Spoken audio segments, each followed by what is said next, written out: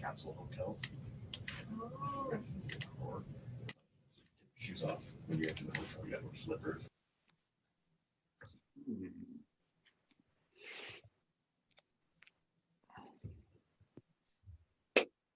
Okay, good morning, everybody. Welcome to the Applied Research Project Showcase. Thank you, everyone, for coming today. I'm excited to get this kick-started and showcase all the wonderful work that all of you have been doing. For those joining us, we are having a session today featuring 5 students, and we're having a session Friday. So it'll be a fantastic, super fun week if you're able to join both. As we gather here today, I'd just like to acknowledge that we are on Treaty 6 territory and the homeland of the Métis. We pay our respects to the First Nations and Métis ancestors of this place and reaffirm our relationship to one another. But we are also meeting in a virtual setting, and we have many treaties and nations represented from coast to coast to coast. So we also acknowledge the ancestral and unceded territory of all the Inuit, Métis, and First Nations people that call this land home. And we have not just students, but we have some visitors here today that I would like to quickly turn to give some introductions. We have some of the leadership related to Genie, the online MPA. To kick us off, I'd like to invite Dr. Jonathan Crosston from Tromsø in Norway. He's the lead of the Genie on the UIT side and can share a few thoughts and words of encouragement for the students there, Jonathan. Great. So welcome everyone. Bores buaten bokaide in Sami, mioteka wisamit awikyak in Cree. I'm so happy to see so many of you and some faces that I haven't seen in far too long. And I'm very happy to have you all here, as well as some of you that I haven't met before. Before we begin with the presentations, I just want to underline the reasoning behind these applied research projects. The Genie program is in many ways just an expansion of an earlier program, USASC's Masters in Northern Governance and Development.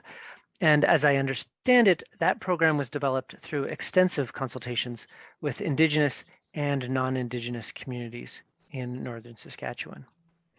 The academics who started that program wanted to ensure that their students completed the program, the students who completed the program were graduating with the skills and the knowledge that Northern communities actually needed. So one of the key purposes of the program, as like Genie, was to build human capacity in the North. And so there was no sense producing graduates that wouldn't be helpful. And so much of the program has been based around that logic. They also knew, however, that as a program, we as academics and the students would be dependent upon the community's government bodies, businesses, and institutions in the North for their knowledge and their wisdom. We would need them to facilitate research by our students. We'd need them to host us during these field schools that we normally attend, and in all sorts of other ways. But we couldn't just take without giving back, as has so often been done, unfortunately, by academia in the past. And so the Applied Research Project was built to give back, providing some tangible return to those communities and those various people during the course of the program, not just once students graduate. And so the Genie program, expanding across the Atlantic Ocean here to Sapmi, has adopted that component of the program. When the Genie program first began, and then even when I joined the program a year or so later, the ARP was originally called an internship, but that gave the wrong impression. It wasn't just our students filling in a temporary position to help out. No, our students aren't there to serve coffee, but of course they're there to bridge a gap between academia and the real world, showing off what they can do as academics, showing off the skills that they've developed in the program and their previous education, and bridging that kind of gap between academia and the real world, meaning showing the usefulness of academic research to those communities and to those other institutions. And also for the students to really build their schools and their skills in an applied setting, to really test out what they can do. And often our students our graduates report that they learn as much in their ARP and their thesis research as they do during their coursework. So I hope that's been true for all of you. So anyways, that was just supposed to be a short introduction, but I hope that gives everyone an understanding of what the ARP is about, and I hope that it has done all of the things that we hoped it would as we developed it. So thank you again. Thank you, Jonathan. That's fantastic. I've also asked, and she's agreed, Denis Starblanket from Treaty 4 Regina, who is a new faculty member here at JSGS, which we are really excited about. And she's done a lot of fantastic research on Indigenous-led activism in Canada. And she's agreed to say a few words of encouragement to the students as we begin here today. Good morning, I should say. Afternoon. I'm a little ahead of myself here today. Good morning, everybody. Thank you for giving me a couple minutes just to say hi and like Martin said, give you some encouragement. I'm a new faculty member, just came in July 1st. Was teaching at University of Regina, University of Saskatchewan, and First Nations University of Canada previously, and done quite a bit of work in the Indigenous political organizations in the past, had a number of years served there. So my PhD, I'm just finishing that, wrapping that up, and I'm looking at the response of government to idle no more. So looking at mass democratic movements and how they change the way government views policy or negotiations, discussions with Aboriginal peoples. So I'm really excited to hear about your work today. Community partnerships are key to what we do and how we move forward, and any reconciliation efforts that we have in place on that pathway. So I'm really excited to see what you guys have been doing. So thank you for that opportunity. Thanks, Martin. Thank you, Denis. Really appreciate that. And last but not least, Aleister Mcfadden, who is our brand spanking new director here at USask JSGS. And yeah, please say a few welcome remarks to the students. Thanks. I'm really excited to be here with all of you today. It's been described how your projects help to bridge a gap between the real world and the classroom and academia. In recent years, I've been working with a provincial government as a senior leader, as a deputy minister, responsible for labor market development and things like immigration. My job was to help people build the path to their career future. And this class is, I think, a really great model and an opportunity to hear how you've combined your personal experience and talent that you arrived with what you've been learning in the Genie program in order to manage a project that involves collaboration, your own leadership, and creative thinking and critical thinking. I can't wait to hear the stories that you tell and what it might mean for the prosperity and evolution of Northern governance and sustainable development. Really happy to be with you. Awesome. Thank you, Aleister. And I would have let Emmy say a few words, but she is camping and she has spotty internet. So you've all worked with her, and she's also super excited about the ARP.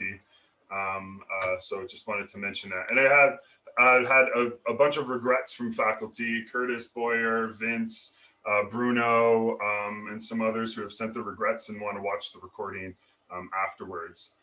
So we have a bit of synopsis of the ARP, just so everyone has a bit of context, because I really want to sort of make this clear. So we started the ARP here in January, started planning the applied research project. Students coordinated, and they sort of led this for the most part, various partners across Canada to advance these community-driven projects. And as a class, we met monthly and sort of encouraged each other with all of these projects and discussed various topics. And we had sort of alongside sort of one-on-one sessions with myself or community partners. So it's a very short period of time to accomplish a lot from January to now. And I think it's very impressive. Students had to sort of align with a community partner to sort of have a project that adds value to their what they're doing, develop a memorandum of understanding, prepare a research project that is community driven, And many students had to do ethics applications or ethics exemptions, which we've learned is incredibly time consuming. So in the context of research, this is really lightning speed. And a lot of the success really is attributed to this fantastic group of students. So for me, as we kind of kickstart this, it's been a tremendous learning experience to work with all the students. Rob, Kelsey, Tess, Lars, Sophie, Kent, Laura, Hannah, Justin, and Jillian have all been fantastic. It's been such a great group, genuine passion to solve problems and entrepreneurial energy, which is really needed for this type of project. They've also, for me, constantly reminded me that there is so much that I don't know. And you could partially see this reflected in the diversity of topics, but you all have sort of tremendous knowledge and skill set. So it's really sort of pushed me. And, you know, with the topics that we're discussing today and Friday, they're diverse as, you know, Indigenous dual identity and citizenship, energy justice, child welfare, water policy, negotiation and consultation, the future of work, trapline governance, mine reclamation, and data management. So you've really sort of shook my head for the past few months and made me learn a lot. So thank you for that. So our session will be, and I'll turn it to Rob really quick, 10-minute presentation with 10-minute Q&A. We'll have a body break at 10:10. So we're gonna have some coffee and stretch. The session will be recorded and everyone will have access to that recording later. So if you miss some parts, you can watch that later. Okay, so to kick things off, first, but definitely not least, is Rob St. Denis, who is in fact not a Genie student. He is the lone online MPA student amongst the group, bit of a trailblazer, and he actually received a MyTax award for his for this project. And he's going to be talking about unpacking the experiences of First Nation dual citizens. To you, Rob. Good morning, everyone. Thank you for the land acknowledgement, Martin. Thank you for the opening comments from the other faculty members. My name is Rob St. Denis. My family doesn't say St. Denis. I think that's just like too fancy for us. But yeah, I'm a Saskatchewan product. I'm a band member of Beardy's Nokomasis, which is just north of Saskatoon. And I grew up in Saskatoon and I tried to be a basketball guy and went to Brandon, Manitoba, and then ended up in Calgary. And I've been here since 1998. And I'm a long-term guest here in Treaty 7 territory. It's the traditional territory of the Blackfoot people. But during treaty signing, there was other language groups signed into the treaty, but traditional territory of the Blackfoot and very, very territorial people. So if anyone kind of knows the history there, I'm coming in with Cree and Métis ancestry into enemy territory, really. But married into a really large Blackfoot family from Siksika and I've been humble about my stay here in Treaty 7 and have gotten to know the people. So I'm over here in Treaty 7 as a guest, and I'm also an MPA person hanging over with the Genie students as a guest. So I'm trying to fit in all over the place and I'll jump into my slides and presentation. I know I have 10 minutes. I'll really try to pay attention to that clock.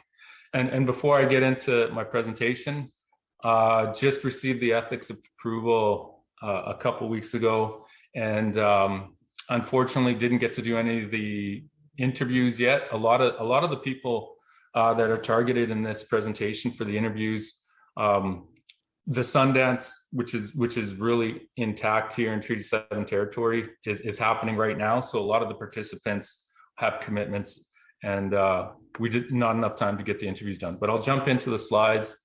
I think if I can share, yeah, I'm good. So I'll just leave the slides up like this. I'm not going to get into the show mode or whatever it's called, because I just get confused. I start losing which slide I'm on and what's being displayed on the screen. So the name of my presentation, Unpacking the Experiences of First Nations Dual Citizens. And I just wanted to talk quickly about our organization, the partner. The name of the organization is Opagossan Early Intervention Society. They've been operating since the 90s, and the director, Tanya Pace-Crosschild, agreed to work with myself and Martin because she was familiar with the MPA program. So she said, yeah, I'll work with you. And so Tanya's, I think, U of R graduate with the master's in public admin. So she was familiar with the program, and she knew she could get her organization could get some information from it. So a nonprofit Indigenous service provider, their key programs are early learning, childcare, and family prevention. And their mission, you can see it in my notes there, is to nurture and support the strengths and resilience of Indigenous families, children, and youth. And I think they chose Indigenous as the description with intent. They wanted it to be open, even though they're probably predominantly First Nation and even more specifically Blackfoot, a Blackfoot organization. So we chatted about what was the need for research, what did their organization, why did they want to support, I guess, myself and working with Martin and doing some of this research. And during COVID-19, there was a ton of money from the federal government pouring out to help Indigenous people kind of survive COVID-19. I listed the numbers there, $965.5 million for on-reserve Indigenous people, $844.6 million for urban and off-reserve Indigenous people. So a ton of money out there. Canadians, Indigenous people hearing about all these announcements in the news, but how can they access this funding? That was something Opagossan OEIS wanted to improve their service delivery for First Nation people that maintain, and I guess the situation they were kind of looking at was, if you're not familiar with Lethbridge and the Treaty 7 communities, Blood Tribe is the nearest community to Lethbridge, and it's the largest community in Canada, I believe. They've got probably 15 to 16,000 members. Some I guess I give that number because I think it's 15,000 they consider registered members, but may not have treaty status, working on getting treaty status, which is a different number from band membership to INAC, I guess, registry. So they claim to have around 16,000 members, very close to Lethbridge. And there's a lot of transition between the community and Lethbridge. Also, Piikani Nation is nearby, and Siksika is kind of considered their service people, but a little longer distance, probably a hour and a half drive from Lethbridge. So Lethbridge is kind of surrounded by these Blackfoot communities, and a lot of people transition for school, transition for work, and they maintain this life between living in the urban area for kind of accessing services or work, and also maintaining their community. And some maintain a residence in both places. So when all this money was announced and COVID supports were available, people in the Lethbridge area, you kind of got confused. Like if you're in Lethbridge working and you lose your job, where should you go for supports? Should you go back to your community, or should you look for an urban service provider? And what ended up coming out of our conversations early with Opagossan was that the identity piece has an impact on where and when you qualify for different services. So what Opagossan wanted to figure out is, what do the people see? How does identifying on a certain form impact your ability to access service, especially when there's there's residency clauses for certain services that you might want to access. So what's the best way to come up with a solution is asking people and understanding. And then as an urban service provider, then Opagossan would market their programs better to First Nations people that are in these dual residency areas. So that was the need. That's the question they want to figure out. And who's the best group to provide these services? So the First Nation people in Lethbridge, that's part of some of the questions we were going to end up asking them is, who do you want to provide services for you in the Lethbridge area or any urban area? So really all we got to, or what I got to, was kind of the literature review piece. And what I guess I'd quickly try to chat about is, and with this group on the call, I don't think I need to define Indigenous groups in Canada, First Nation, Métis, Inuit. I'm going to jump more into the Nisga'a treaty negotiations from the turn of the century, because there was some really interesting information in this modern treaty, and hopefully I don't have to step back and define number treaties, modern treaties, and like with this group, I'm just going to make the assumption everyone kind of knows this information already. But found a great piece around dual citizenship, and really neat stuff came out of there. So when they negotiated this treaty, they didn't describe their I guess community members as band members. When I did my intro, I said I was a band member, whereas this Nisga'a, they chose that strong word of citizenship, and they want to have so they're in their treaty, their members are defined as citizens, and they can be dual citizens. And I thought it was a good piece and information that I can share back with Opagossan, and I'm guessing Tanya already knows about this and read this article. But anyhow, for me, it was good to learn and hear about, get into this article, and then for the Nisga'a to choose that strong word of citizenship and dual citizenship, because you're a citizen of the Nisga'a nation, but then you're also a citizen of Canada. And as they negotiated this, there were some pretty strong reactions, I guess, from Canadian politicians, because it kind of implied that if you're becoming a citizen of a First Nation community, then you're leaving Canada and becoming a citizen of another, I guess, nation or community. So there was some kind of negative reaction and challenges to the Nisga'a using the word citizenship. But how the legal team for the Nisga'a reacted was that citizenship would imply, I guess, equal rights and equal opportunities. And of course, in Canada, long history and evidence that for Indigenous people, Canadian citizenship hasn't provided equality. So they said that was kind of the reaction to people challenging that word citizenship. It doesn't necessarily equal right away to equal opportunities and equal rights. So the Nisga'a ended up getting citizenship in their modern treaty. A lot of other notes that I'd like to jump into, but I'm trying to follow the time as well, and I know there's other people that have to present. But so that was that citizenship piece. It's really neat, and there's different terminology in there as well, like differentiated citizenship refers to the legal entitlement of particular groups to different rights in addition to the individual rights to all citizens of, I guess, Canada. So there, you can have the rights to your community as well as those rights to the larger group. And maybe I'll jump into this self-identification piece. And this was, like, as we were working on this course together, and Martin was like, don't get caught in any rabbit holes during your research. This was one. But it was so interesting. I thought I'd share some of the stuff that I kind of came across. It was so good. Like, how would you define citizenship, or your Indigenous self-identification piece?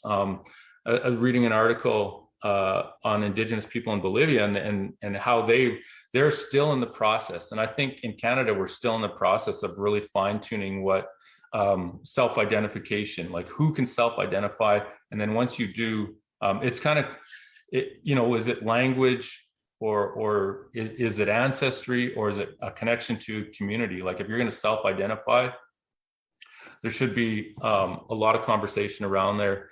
And what I really liked in Bolivia and was that Indigenous people are kind of referred to or defined as having a connection to people prior to pre-conquest or pre-colonial times. So if you can kind of trace your lineage to pre-contact or pre-Canada in our case, then that would be probably a good marker of self-identification for Indigenous people. If you can't trace it back, do you really have the rights to claim Indigenous identity? And then an article that just came out yesterday in CBC, kind of an opinion piece by Andrew Baer. Kind of a neat article, but it's kind of relevant to this. Indigenous supports, Okanagan is trying to provide Indigenous supports.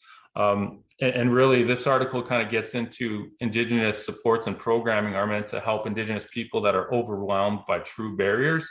And what's happening kind of in his story is that he entered a law program that was specifically for Indigenous people, but all of a sudden people are just checking an Indigenous identification marker and getting into a program that really should support people that are faced with like these overwhelming barriers.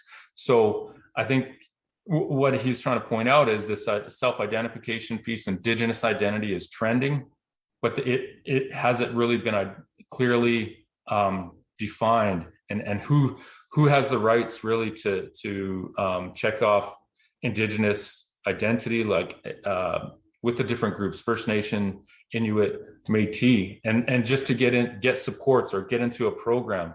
And if people are doing that maybe I like that pre-contact or pre-Canada, if you can trace your lineage, then you probably have true barriers that you've had to overcome or are still trying to overcome, then these programs and support should be for you.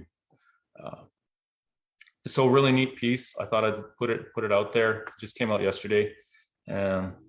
So then what am I going to do next? My next pieces are and I had to get an extension on the end date on this just because the ethics piece took a little bit of time, and now I've got to wait for local people to get through their ceremonial commitments and cultural commitments with the Sundance. So once that's out, I've got to interview probably 6 to 8 people from the Lethbridge area and specific to First Nation people. And imagine what I'm getting ready for. Like, I've got to spend an extended amount of time getting to know the people I'm interviewing, because they're probably most likely going to be Blackfoot, and they're going to be like, who's this enemy asking me these questions? So I've got to spend, probably an extra 10 to 15 minutes really telling my story and my connection to Treaty 7 territory with my extended family, my in-laws, my kids. They're registered here now. I've been working here for 20 plus years, and like all this stuff. That's going to be critically important. I imagine some of the other students in this cohort have to do the same thing, but I guess the primary information that we're trying to pull out of these interviews is to determine how First Nations people want to define themselves, and then what are the impacts of how you define yourself as Indigenous, and what do I expect to hear, especially with the people in Treaty 7 here. They're going to say they're a blood tribe member before they're a Canadian or Albertan. They're really going to want that to be the first identifier, I'm guessing. And then services for First Nations need to be provided by First Nation entities. And that kind of goes back to that equality, getting a sense of comfort and access to programs and services. And then also I really like to pull out, what are the challenges in accessing services in both urban areas and on reserve if you're transitioning back and forth and you're maintaining kind of a dual residency as a dual citizen. So that was it. I hope I stayed within the 10 minutes. I rambled just a little bit. And that was it. So questions. Awesome. Thank you, Rob. Really appreciate that. Great presentation. So we have an opportunity for some questions, quick questions, because we have to turn to Kelsey quickly. I'm off to a bad start as the host, trying to keep things on time. The benefit of in-person is you can get a big cane and rip people off. But I started late for you too, Rob, so I'm absolutely at fault here. Justin. Yeah, I do have a real quick question, and thanks, Rob. I think it's super interesting work that you're embarking on. As I have just a passing familiarity with the Nisga'a and how they've structured their leadership to account for a super large, population group that lives in Vancouver, so far away from sort of their traditional territory. I'm wondering, do you think you're going to get many insights on implications outside of accessing services? More specifically, political structures for leadership and community, that type of thing. Just more of a curiosity. I know you're still going to have to do these interviews, but just wondering if there's anything that you think might come up as you dive down this rabbit hole. Yeah, absolutely. It could turn into a venting session, and I've just got to, absorb it and listen. But absolutely, with the size of that community, and probably like with most First Nation communities, large families kind of control or are closer to the admin. And I'm trying to be really careful how I say it. There's almost like a sense of easy access if you come from a larger family and clan. So yeah, absolutely. I anticipate hearing some of that frustration. Okay, so we have maybe time for one hot pursuit question. Elke.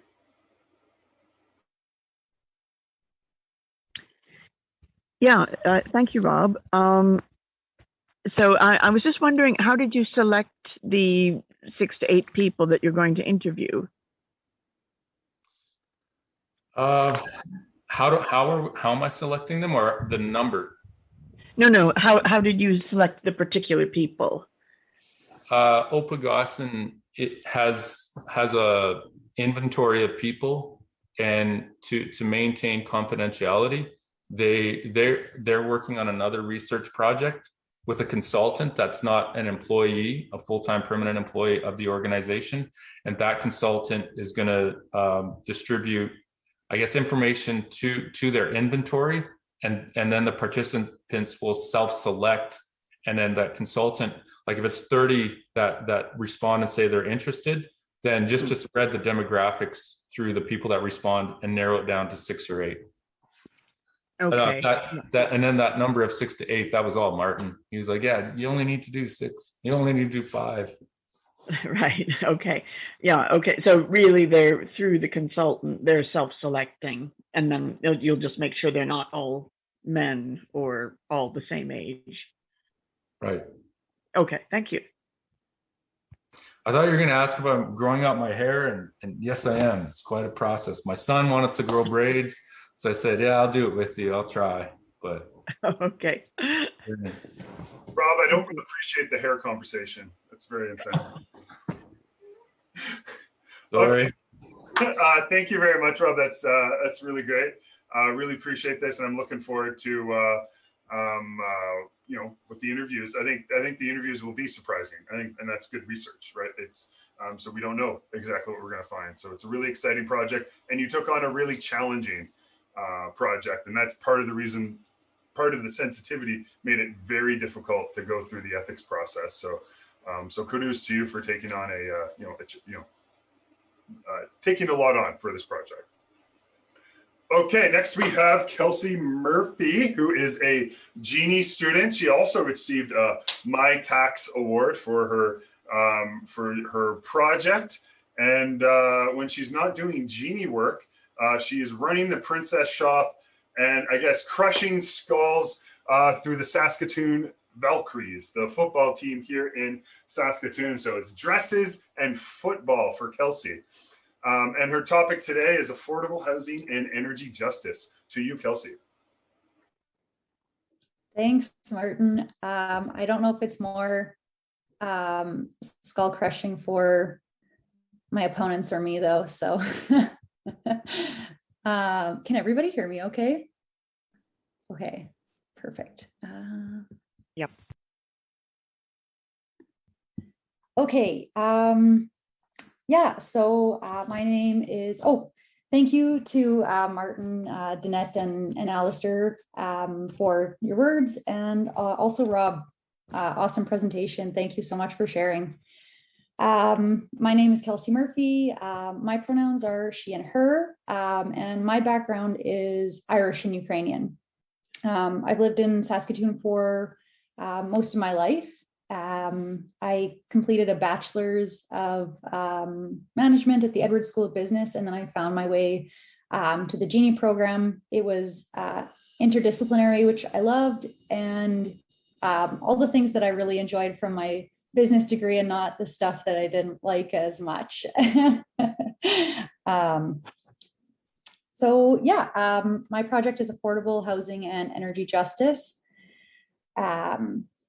So the project is looking specifically at the intersection between sustainable and affordable housing. And the research question is, how can the advancement of equitable housing in Northern Saskatchewan be better supported? So in Saskatchewan, in the whole province, we see 4 very distinct seasons, and in the north, the weather is experienced more extremely. As well, there are many challenges and opportunities around housing in Northern Saskatchewan. And the goal of the research in the end is just to make navigating those opportunities for housing easier. There are also so many different communities across Northern Saskatchewan, all with unique needs and wants. And additionally, there is a large and confusing governance system across Northern Saskatchewan. And those 2 aspects, as well as challenges around infrastructure, can make housing, building policy, and access to housing funds difficult to navigate. So I'll just go into a bit of a project overview. So the community partner is D. Johns from the Northern Saskatchewan Administrative District, the NSAD. I might say NASD sometimes by accident. It just is a slip up I've noticed I do very often. So NSAD. And from the Northern Planning and Sustainability Unit specifically. And so why did we choose housing? That was something that after many conversations with Martin and Dee, that Dee just thought was very important, relevant, and urgent. And somewhere that community-based research could be really helpful. And so we all know housing is essential for everyone, and there's gaps across the whole province. But again, like I mentioned, factors in the north, the vast area, the remoteness of many communities, lack of some essential infrastructure are some of the reasons that housing can be a challenge to provide. But as well, we cannot ignore the history of Canada, systemic racism, the Indian Act, and all the parts that those play in housing quality, equity, sustainability, and affordability in the north. And so then that leads us into energy justice. So why is energy justice all a part of this? It's being brought into the research as a way to examine kind of that more social side of housing and those impacts of intersections of racism, climate change, socioeconomic status, the impacts that those have on equitable housing. So yeah, it's really just a lens for us to look at housing in a more, less of a kind of business capitalistic way and in a more holistic way. And just because if a house is too cold in the winter, if it's too hot in the summer, it's really not a safe house. It's not comfortable for the residents. So energy really does play a big part in making housing affordable and sustainable. You can't really have one without the other. Okay. So there are a lot of different definitions of energy justice throughout the literature. And this was just one that really stood out to me. So an energy just world would be one that promotes happiness, welfare, freedom, equity, and due process for both producers and consumers. It would distribute the environmental and social hazards associated with energy production and use without discrimination. And it would ensure that access to energy systems and services are equitable. It would guarantee that energy procedures are fair and that stakeholders have access to information and participation in energy decision-making. Yeah, so there is a little bit more to this definition. It's actually quite a long definition from a big paper. But for the sake of this presentation, I've kept it to this portion of the definition, and I'll break it down a little bit more in the website toolkit that is my kind of end product of this research. Okay, so on to project progress. So who did we talk to? The participants were selected based on the fact that they were kind of one of three groups. So either from First Nations Band, local Métis Authority representatives, or from provincial government representatives. And then the third group was being a part of building companies in the Northern Saskatchewan Administrative District, and all kind of at the level of either as housing managers, as planners, or as company owners and company managers of those building companies, not necessarily the builders themselves. Yeah, so those interviews were audio recorded, transcribed for data analysis, and my ethics application also took quite a bit of time. And so I have just finished up interviews last week, and I'm still currently in the kind of data analysis phase. So I will share some data, but it's more kind of what I have pulled out rather than what has kind of officially been pulled out from the interviews. So some of the questions we asked, some of the ones that I'll talk about specifically in this presentation were, what were some of the main considerations that you have to make when building new housing or retrofitting existing homes? What are some of the challenges, as well as the innovations or opportunities unique to building, providing, maintaining housing in Northern Saskatchewan? And so from those three questions, what I heard a lot, so the main considerations that people had to make were, number one, who are we serving? So I mentioned there's so many different groups and communities across Northern Saskatchewan, and as well, even within each community, there's different needs from different people. Funding is obviously a huge main consideration when you're talking about building, retrofitting, et cetera. Capacity to build and maintain, that one came up a lot. And that kind of is in a couple different ways. So the capacity to actually physically build, whether or not there's people in the community that can do that, or if people need to be brought in, as well as the capacity to apply for that funding and plan and project manage. And then also on the end of maintaining the housing. So somebody who's maybe living in that home on their own for the first time, if there's not somebody to service a furnace or service the plumbing, how does somebody maintain that housing without access to those services? Is there a way to build that capacity? And so on to challenges, some of the challenge that people noted, and some of these are ones I've discussed, but remoteness was a challenge. And capacity actually comes up in all three of these answers. Capacity is both a challenge and an opportunity. Lack of flexible funding. So it's a challenge that communities often have to try and fit into boxes that the government or other funding programs are putting forth, and that doesn't necessarily work for the communities. Another challenge, climate and seasonal roads. I mentioned that a lot. Energy, overcrowding. And this one kind of goes with the next point. There's specific colonial views and methods of housing, kind of that nuclear family idea of, a mom and a dad and like 2 or 3 kids. And that's not necessarily what community members want. That was mentioned a number of times. And then finally, one more challenge I'll mention is choosing between durability and sustainability versus immediate housing needs. So this is like an exact example that one of the interviewees used, and that was, we could build 10 houses that are slightly less sustainable and durable, or we could build 6 that are more sustainable and durable. And every time they're going to pick building more houses because that immediate need, that wait list is always there. So that's a huge challenge as well. And opportunities. So again, building capacity in communities, that's it. It's also an opportunity. It's not just a challenge.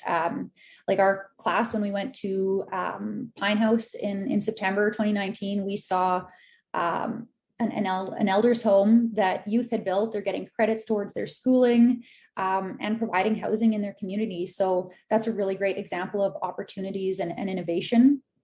And again, this was mentioned as a challenge, but it's also an opportunity. I want to say non-conventional, but just non-Eurocentric ways of building homes. It's not just like a master suite and then in 3 smaller bedrooms. I heard about different projects where they're building tiny home villages for the homeless population in their communities. And there's a lot of other different kind of styles of housing that better suit individual communities that have these different needs and different wants. There's opportunities with different heating sources. I heard a lot about that. Sorry, I'm just gonna check my time here. Oops. Ooh, sorry. More flexible funding and stacking funding programs. That's an opportunity mentioned. And then more community-led projects. Again, you know, communities know what's best for them. They know what they need. So just more flexibility around that. Okay, and so the end project is kind of a website toolkit. Our community partner didn't want something that would kind of just sit on her shelf. So what I've created, what Martin suggested, and what I've created is kind of a website toolkit. So I think I'm not going to really go into it too much because I do think I'm running up on my time. Sorry, but I'll just show a little bit. This is the landing page. It's not published yet. Again, that data analysis hasn't happened. But this is kind of what it looks like right now through a preview. So it's your home landing page. It explains the project a little bit more basically. It goes in more detail to the background. And then the toolkit is kind of in here, the resources for building or retrofitting, as well as a little bit more information on the research, a news portion for updates on new funding, et cetera, and a cute little picture of our class in September 2019 as well, included in there. So yeah, that's just the home page of the website. But yeah, it's getting all filled out there. Okay. Questions? I missed my. Questions for Kelsey. We have a few minutes for questions. Thoughts from the group.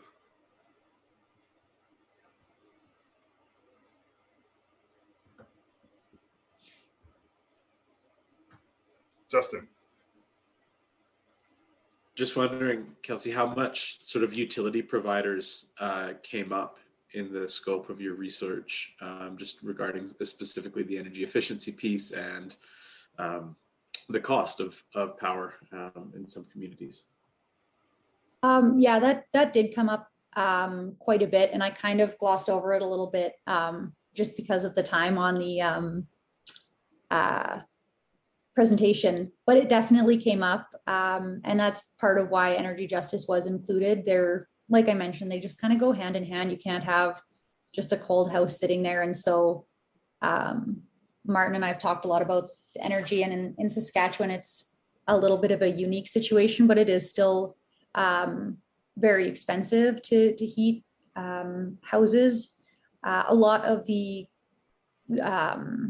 kind of government service providers that I interviewed talked about their rental subsidies. There's often a chunk set aside specifically for covering heating bills or utilities in general.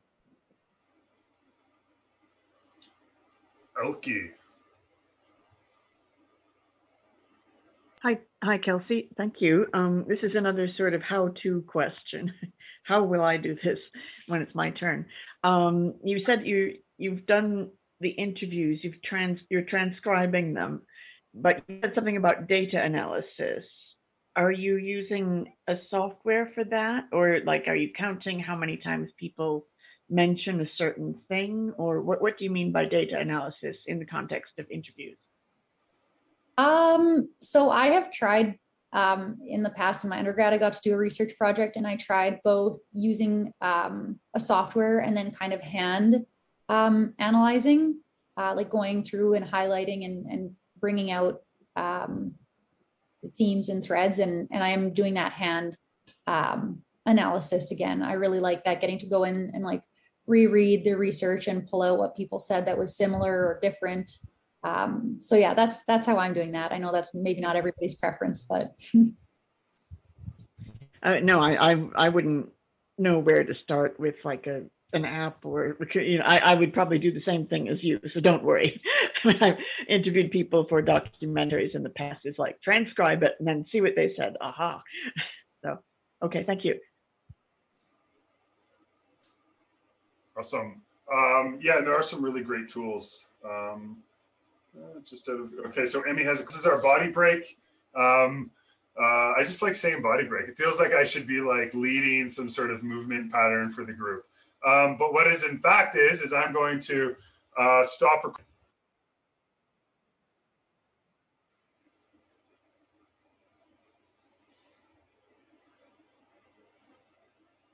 Okay, hello everybody.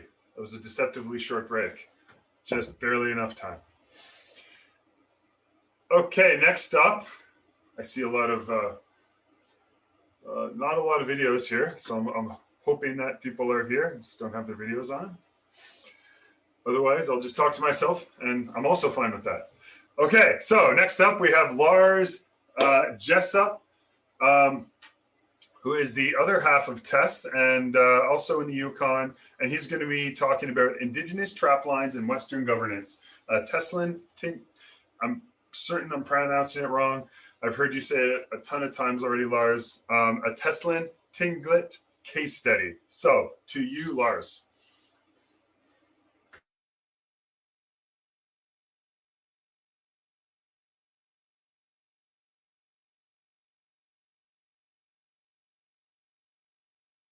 Hey, Lars, I can't hear you.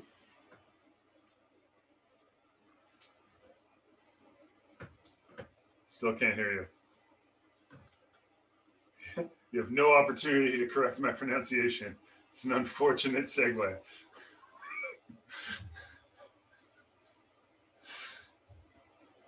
He's not muted, so it's just his mic's not working somehow. Yeah.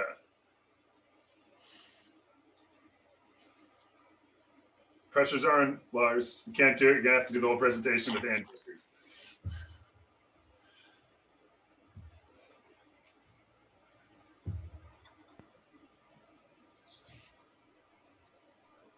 Dance your presentation.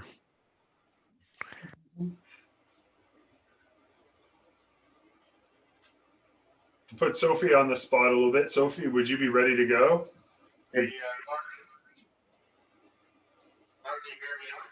Oh yeah, we hear you through Tess. Yeah. Oh, now you're echoing. I think you're good now. It's an echo. Yeah, I think you have to mute yourself or turn down your volume or something like that. Someone's volume needs to be turned off so it doesn't echo. So what about that now? Perfect.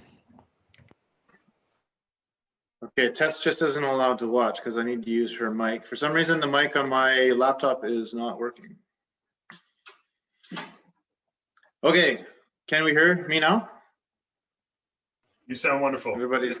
Everybody's nodding. Okay, thanks for that. And your patience, you guys. Martin definitely butchered the pronunciation,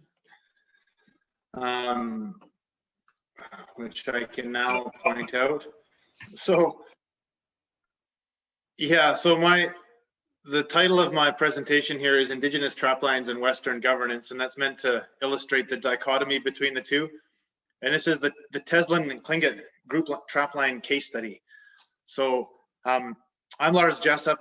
I'm a Genie student at Saskatchewan. I am here in Whitehorse, Yukon, on the beautiful traditional territories of the Kwanlundun First Nation and the Ta'an Quechin Council, and the ancestral homelands of the Tagish Kwan.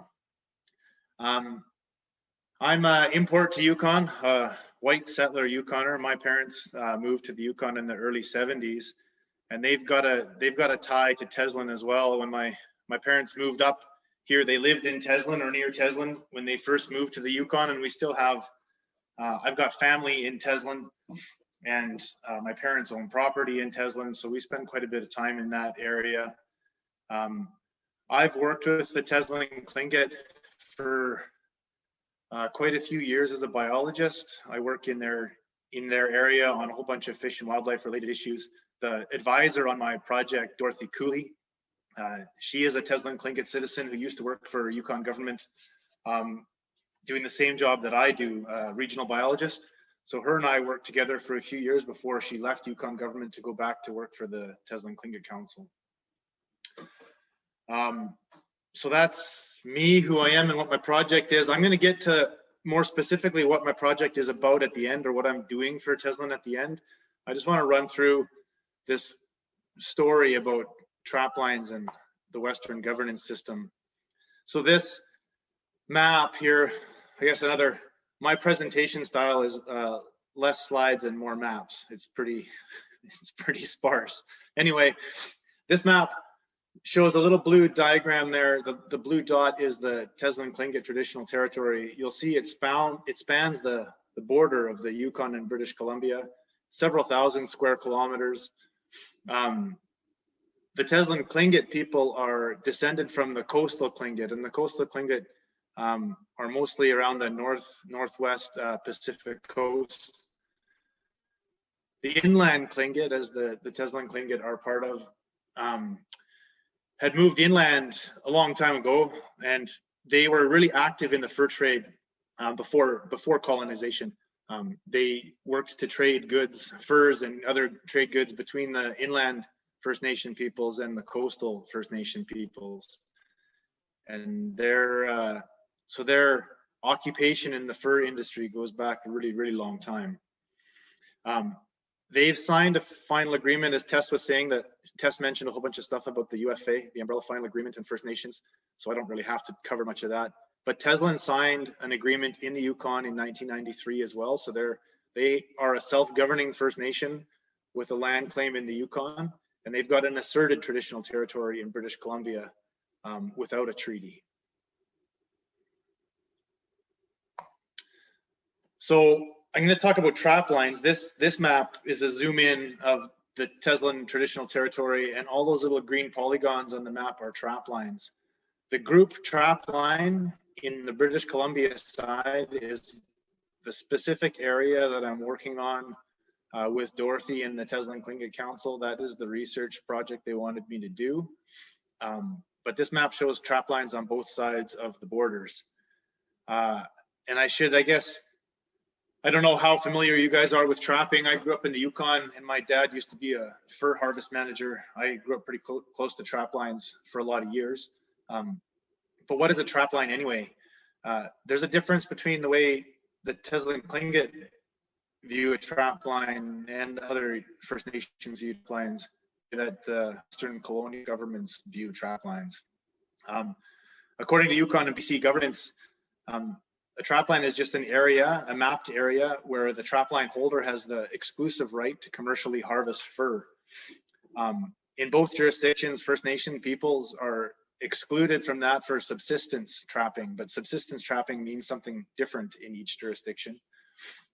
The rights that are protected for a trapper under a trap line are just use rights. Right, so there's no other insured property rights. You just have the ability in that area to commercially harvest fur. Trap lines can be bought and sold, and any assets like cabins or traps are usually sold with the trap line. Trap lines can be revoked by the minister in both jurisdictions for lack of use. So if you don't use your trap line, it can be taken from you. Although most trap lines that are held by Indigenous peoples are not revoked for lack of use. This mapped idea of what a trap line is started in 1925 in BC. They were the first jurisdiction between the two to start mapping trap lines. The Yukon didn't follow suit until 1949.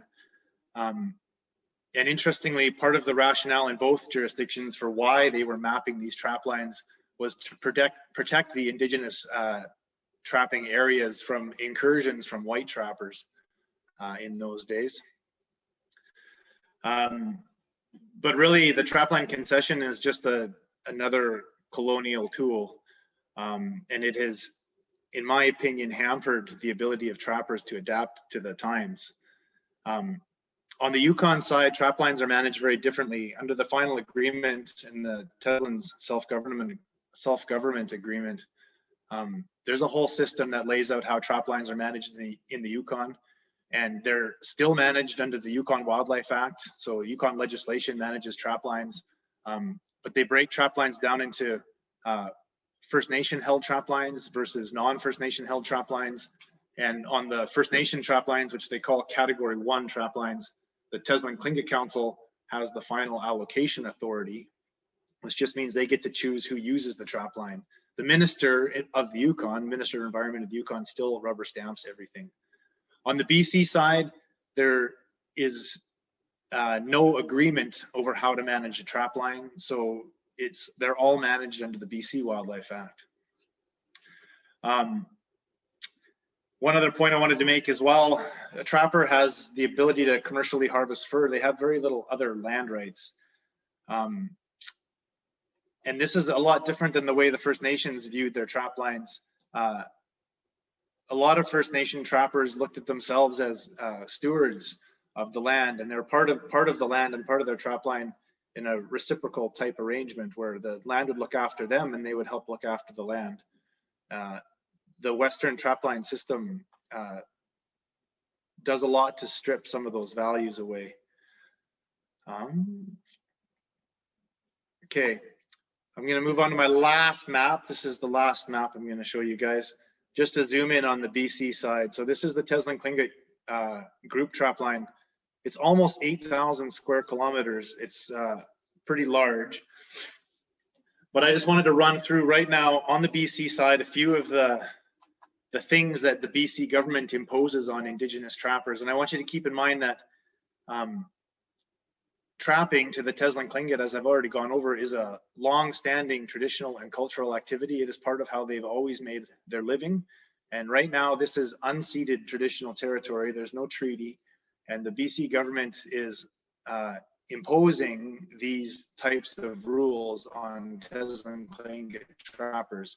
And so there's a bit of a, I don't know if I want to call it inappropriate, but it is odd that the Western government is imposing these rules. So in BC, to trap, and this was whether you're Indigenous trapper or non-Indigenous trapper, you have to have a valid trapping license.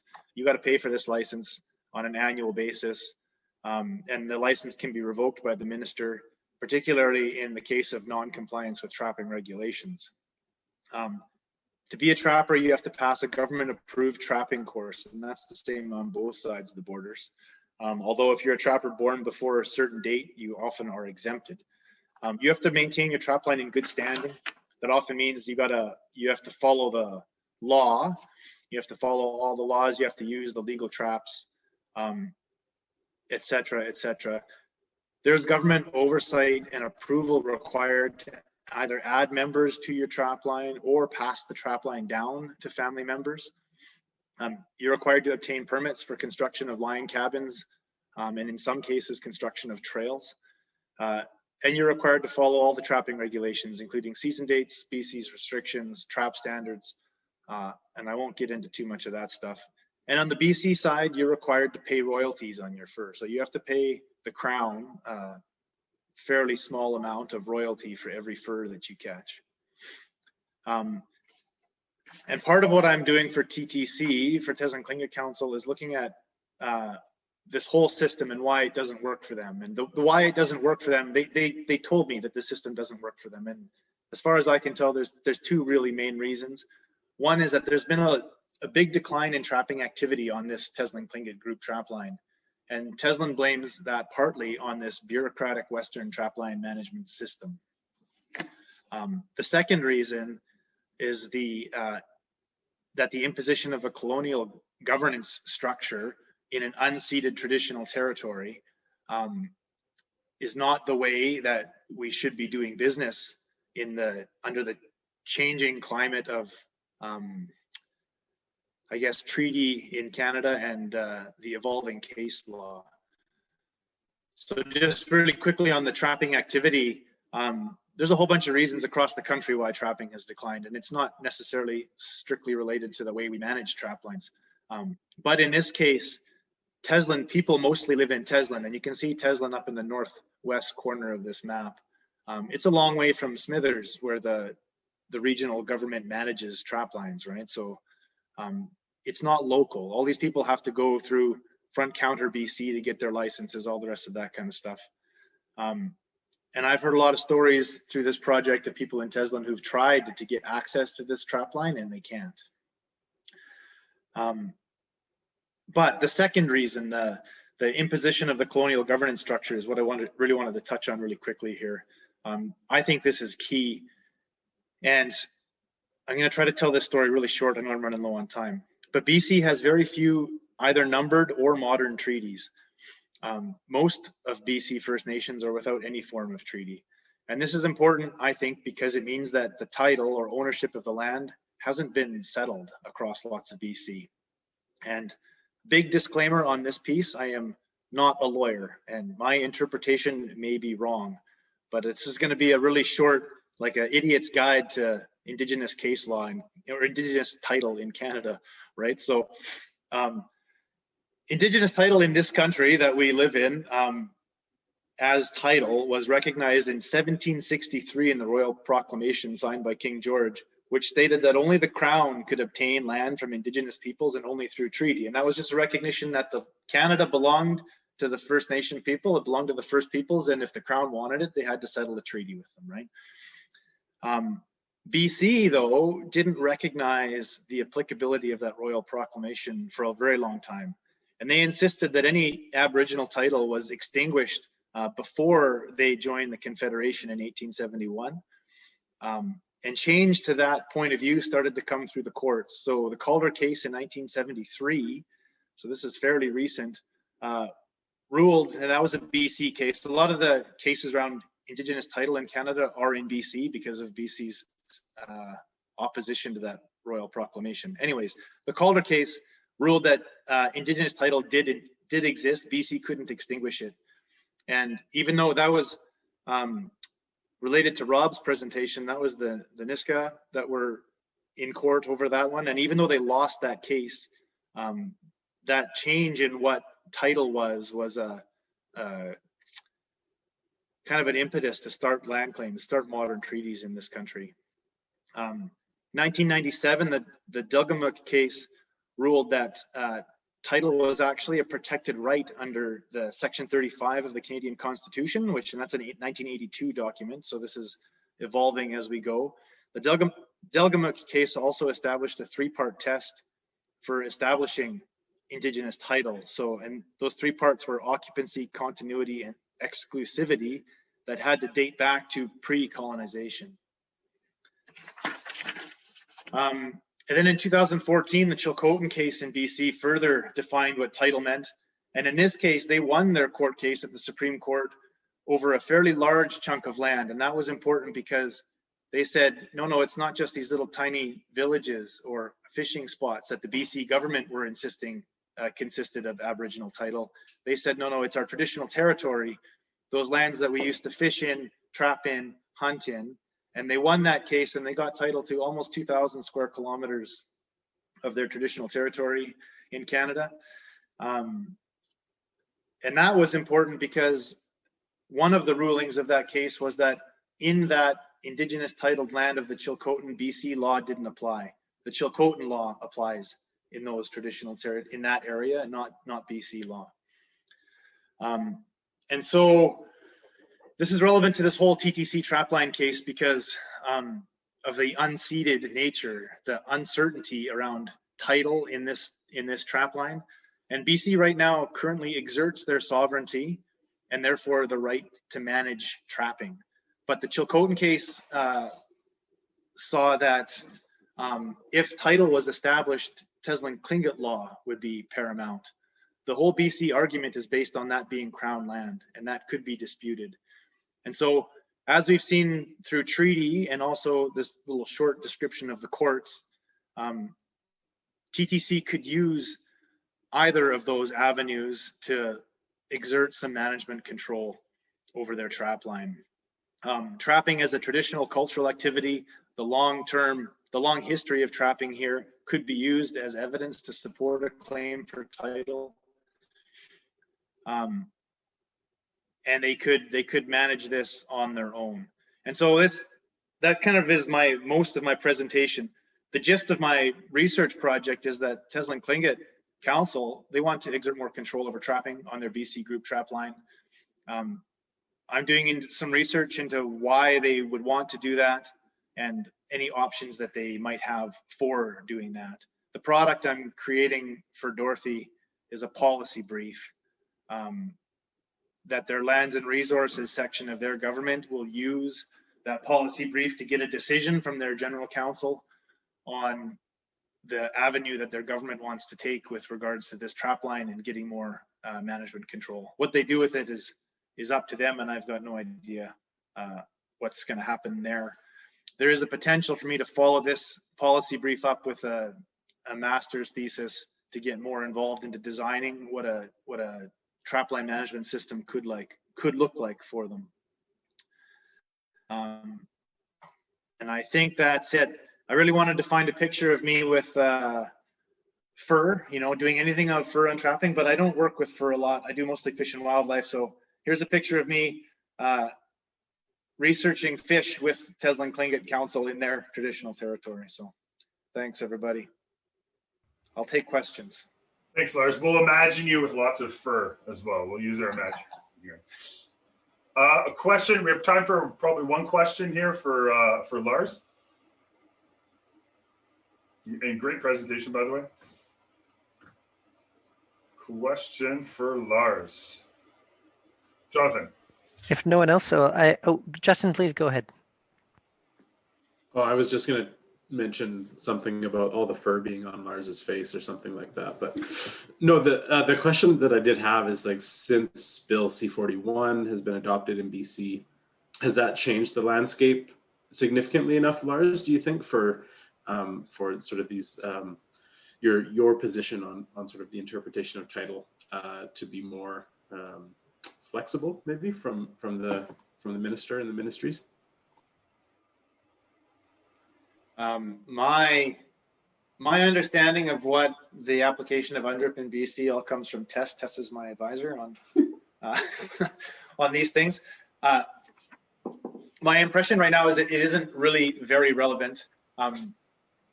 I get the impression that TTC feels like they have more rights to manage trapping than the BC government currently gives them, and that the BC government, through the BC Treaty Commission, UNDRIP, and a whole bunch of other things, is opening the door to doing things differently. But we don't know what that looks like. Teslin Tlingit Council is also, like Tess mentioned, she works for Karkras Tagish. Teslin is also currently negotiating treaty with BC and Canada.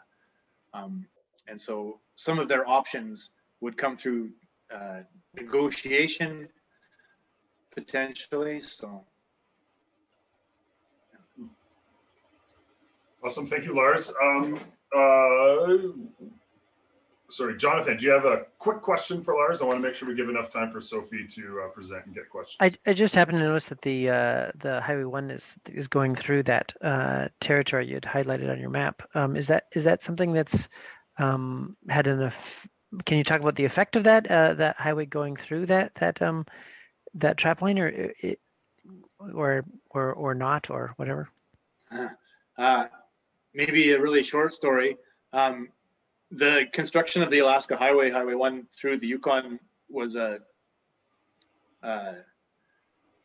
catalyst for change for lots of Indigenous peoples. Before the highway was constructed, a lot of First Nation trappers in the Yukon used to exist and subsist on their trap lines and in the bush. And when the highway was built and the communities were constructed and the government started to enforce the sending Indigenous kids to residential schools, that kind of forced a whole lot of First Nation people to the communities, and it changed things forever.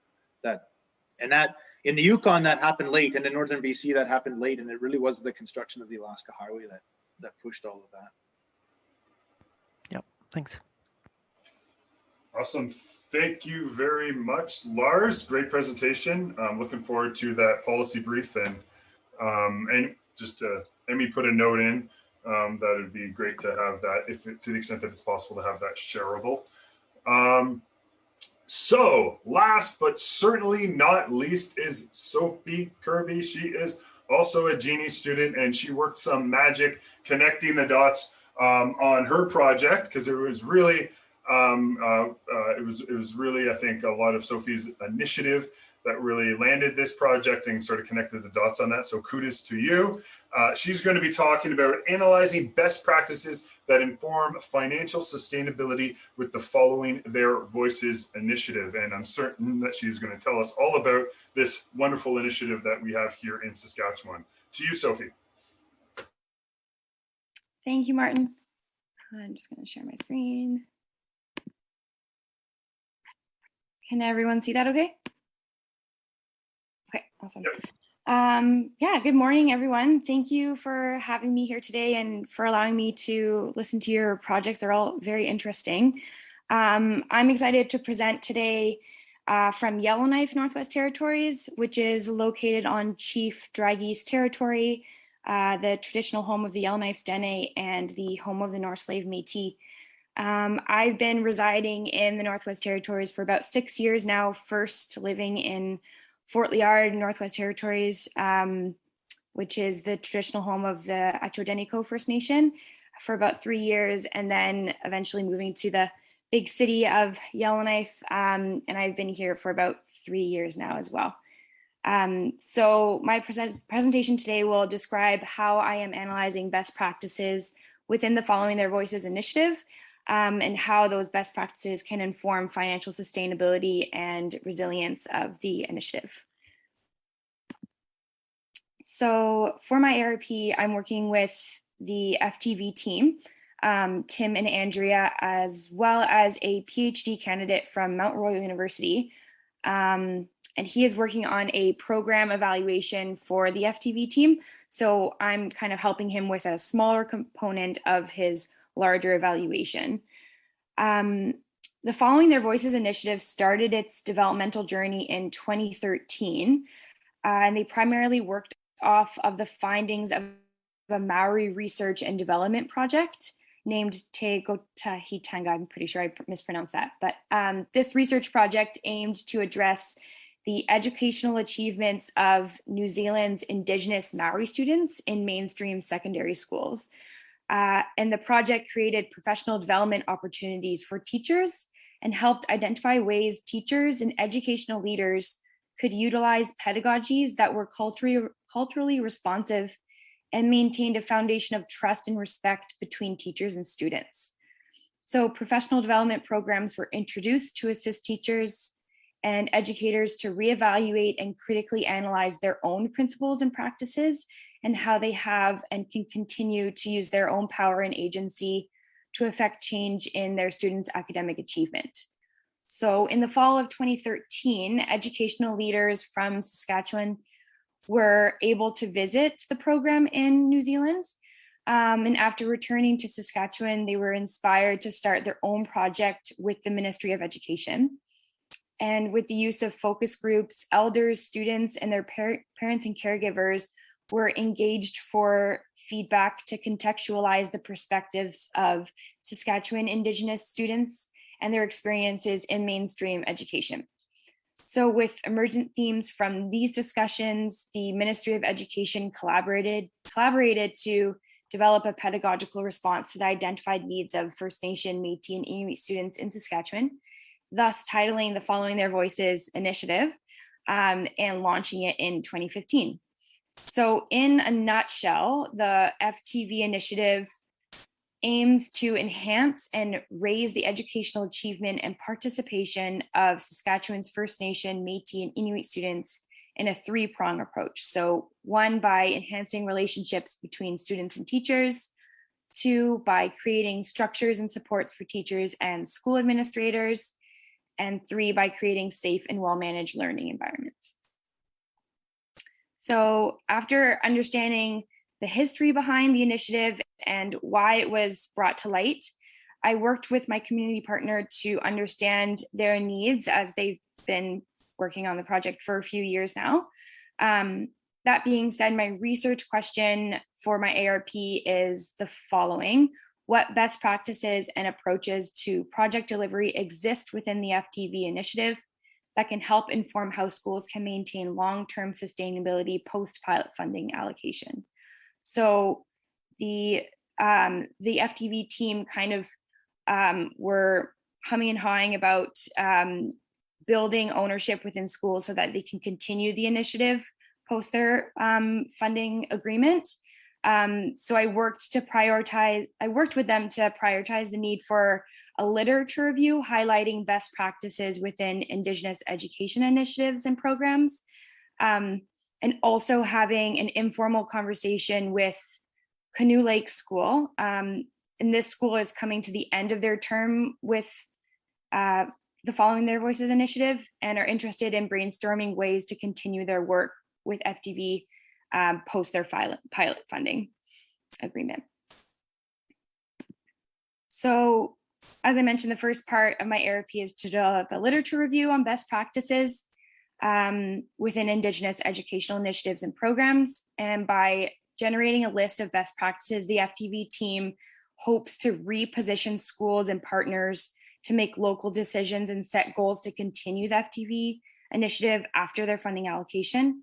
And by building these examples, they hope to build ownership within school administrators so that they can affect positive change in the continue to affect positive change in the academic achievement of students. And by building this ownership and encouraging ownership, they hope to have a framework for improvement of the FTV program and a better union between the school and the initiative as well. So as Rob mentioned about rabbit holes, this was definitely my rabbit hole within my literature review. And basically, as I researched best practices, I tended to wonder whether there was research on financial vulnerability of nonprofit organizations and programs and how to best address financial resilience. So what I found was that many researchers reiterated that the financial well-being of the charity and nonprofit sector can have important implications on the social development of communities. And there has been increasing research on how nonprofit organizations are a crucial component to civil society and often deliver essential services to communities, but also struggle with the financial vulnerability and sustainability of their own programming. So many of these research studies analyzed at which point in time and at what size nonprofit organizations are generally vulnerable to closure.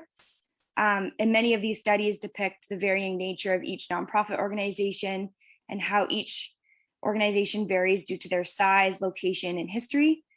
I believe that it's important to critically analyze how and at which point programs reach financial vulnerability and in order to recommend best ways to avoid the closure of programming and promote continuation to build upon those essential and beneficial programs for communities, such as the FTV initiative. So the second part of my ARP is to have an informal conversation with Canoe Lake School, with their principal and project coordinator, to discuss their own best practices as they've been navigating the FTV initiative within their own school, because they want to achieve financial sustainability after their funding agreement to continue the initiative. I plan on trying to gain an understanding of how the FTV initiative has positively affected their school, while also providing them with themes and recommendations on how to continue the FTV initiative outside of the financial support of the Ministry of Education. Hopefully through this preliminary conversation with Canoe Lake School, this will generate more conversation with the FTV team on how to coach schools who are close to the end of their funding agreement on how to take ownership in continuing the initiative. These recommendations will allow for more sustainability of the FTV initiative and in turn continue to affect the academic achievements of their students. As I've been reflecting through my ARP and also having worked in the nonprofit sector in the Northwest Territories for the past 6 years, I couldn't help but start to think about the financial vulnerability and sustainability of nonprofit organizations specifically located in northern regions. And I've had a very busy summer and actually been recently appointed the position of the executive director for the Yellowknife Community Foundation. And thanks, Martin. And I'm looking forward to maybe being part of like a larger conversation of the financial resiliency of nonprofit organizations in northern contexts.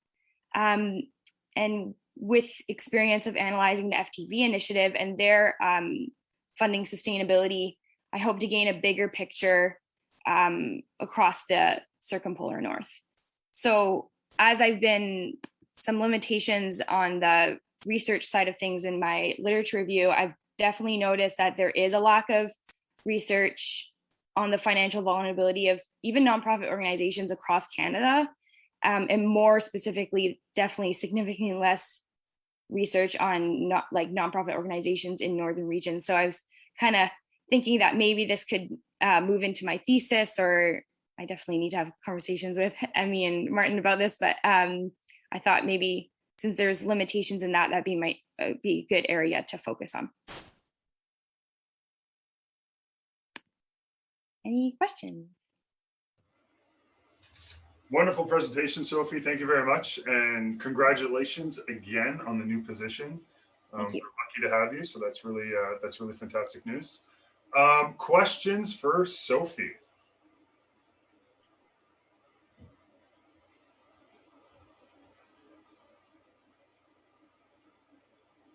Questions. I want to start hearing from people I haven't heard from yet. Aleister.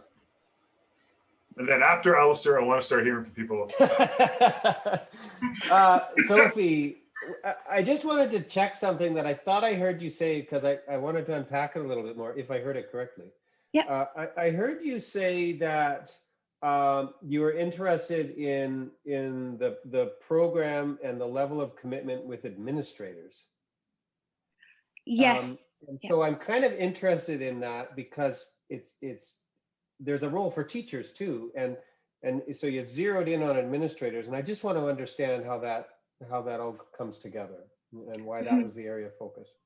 So when I had initial conversations with the FTV team, they wanted to, in order to continue the program, they wanted more ownership within the school administrators and as well as teachers in order to, because the program is actually mainly for teachers. They provide a lot of tools for teachers to build healthy relationships with their students. So they wanted kind of that ownership to belong to the administrators in order to gain more sustainability. So yeah, that's the reason why I mentioned that. And is that similar to the approach that was used in Saskatchewan? Start with the administrators so that you can unlock the potential of the program. I see.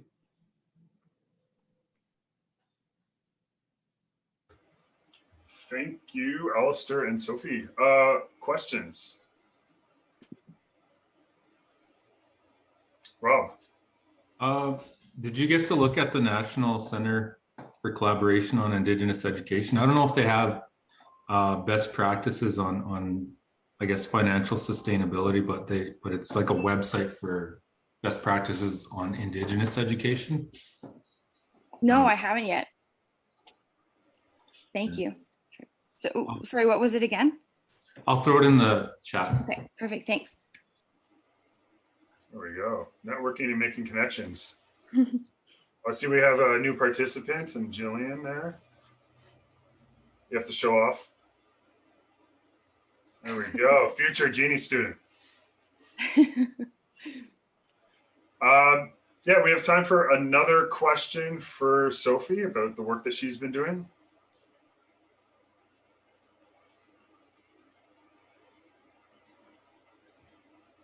Question from the group.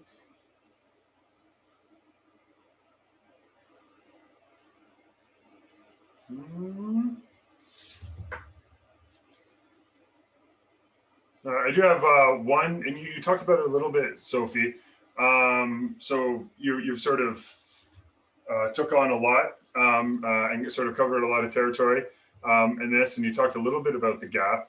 Maybe you could elaborate a bit more about where you see sort of might be the most worthwhile place to sort of dig in. So there's a lot of breadth. Where would you see the most benefit to have some depth? Within my literature review? Within your thesis, sort of the next steps of this. I think there would be value in kind of maybe interviewing different nonprofits across the North just to get their opinions on how their programs are, how they want their programs to be sustainable and how they believe to achieve that sustainability. Just seeing that there's not much discussion within the academic world on kind of sustainability and how that changes within Northern context. Thanks, Sophie. Jillian, you have a question? Or you or your other participant? Who has a question here? Yeah, I have a question. Just wondering, is there anything similar to Following Their Voices where you're at right now in terms of education? Not that I've heard of. Living in Fort Liard, I definitely didn't see anything there that was very similar to FTV.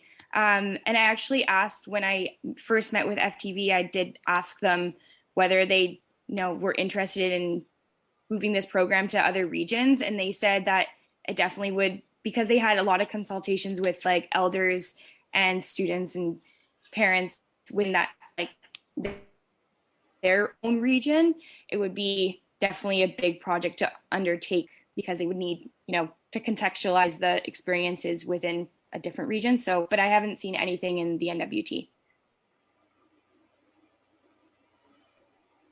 Okay, thank you very much, Sophie. Unfortunately, we have to wrap things up. So let's give a big round of applause, a digital round of applause, to all of the wonderful presentations today. Very impressive.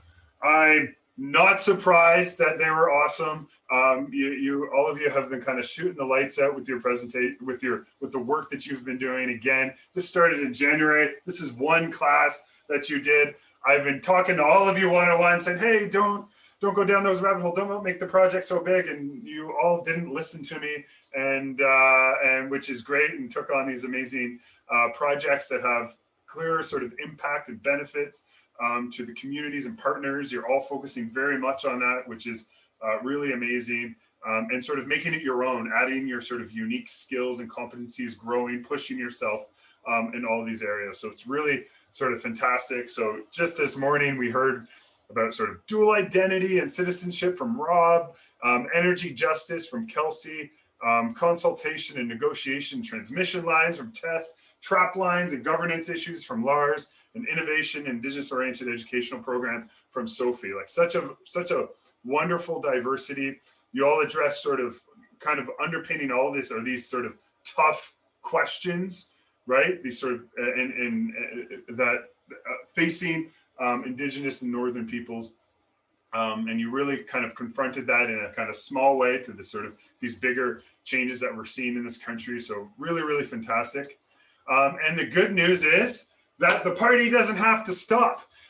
We have round 2 on Friday, and we will hear from Jillian, Justin, Kent, Laura, and Hannah, and we'll hear about water governance, the future of work in the North, economic reconciliation and mine reclamation, data management and governance, and child welfare. So the next session will be at the same time on Friday at 10 a.m. We'll use the same Zoom link, and I am really excited to, I think a safe assumption would be it's going to be another great round of presentations. So thank you very much for all of the wonderful work that you have been putting into these, and just really representing yourselves incredibly well.